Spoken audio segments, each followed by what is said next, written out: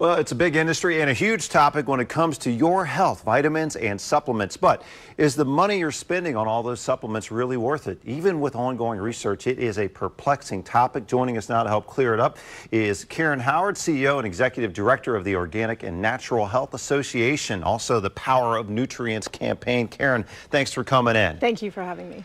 Timely topic, important topic. Now, look, there are so many vitamins and supplements we could talk about, but we're going to focus in on what two of the biggest. Omega-3, vitamin D. We hear about them. Lots of research coming out. Lots of research. Let's break this down a little bit. Well, first of all, these are two of the nutrients of probably 15 where people are extremely deficient. Across the country, upwards of 90% of the population has too low of a vitamin D level and too low of an omega-3. But the real issue is, do you know your levels? And if you do know your levels, how are you working to supplement or eat the right foods to get you up to a ratio that is actually heart healthy, body healthy, and brain healthy? So it's really about knowing your levels and living life well. Let's drill into it a little bit. First off, omega-3. Why would we be low in that to begin with, not from just our normal diet? Just our normal diet. So there's this thing called omega-3 and another called omega-6. And omega-6 is in all the processed foods you eat, and you're supposed to have a 1-to-1 ratio. But omega-3s you have to find in pretty much cold water fish, mackerel, sardines. The red fish, the wild-caught Alaskan salmon. Exactly. A lot of us aren't having that all the time. You're supposed to eat it 3 times a week, 3 ounces a week. So how many people are actually able to do that, like to do it? So in that regard, that leads right into a deficiency. And unfortunately, we're about a 20-to-1 ratio of bad omega versus the good omega. So we want to up that omega. Up that. We know heart health as well. And so the wild mackerel extracted into these capsules, is that right? Yeah, there's all kinds of different cold water fishes that are used for the omega-3 extractions, and these are an example of just a basic omega-3 fish oil. And then there's also another option that people have, which is now krill oil. And krill is that tiny crustacean that lives deep in the coldest parts of the ocean. It's whale food. Whale snacks. Okay, whale snacks. And so this is a darker capsule. Closer to the color of salmon itself.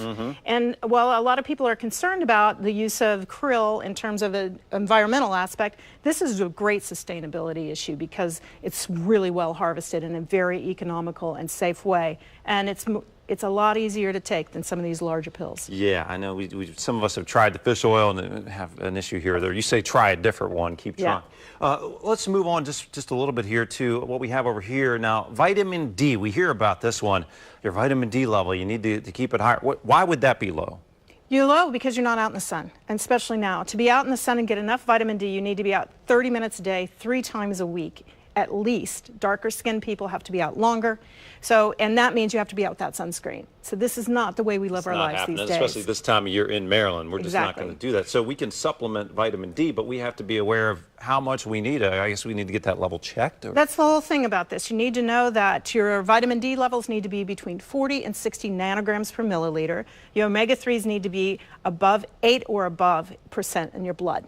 And that's why we have our research project where over 12,000 people are engaged in knowing their levels and testing on a regular basis, twice a year. And the health benefits of this cannot be underestimated. This one alone, a woman who's pregnant has a 60% lower rate of chance for a preterm birth. Is that right? It's crazy. Important. Well, last thought. When people want to find out more about or maybe choosing a quality supplement and vitamin, because that's a whole other conversation. It is. But where can they head for that information? You know, I would recommend you go to our website, nutrientpower.org. It's a great place to learn about the 15 or so nutrients that people are deficient in and learn how to participate in our field trial. All right. Well, Karen Howard, thank you so much for coming in today. We appreciate it.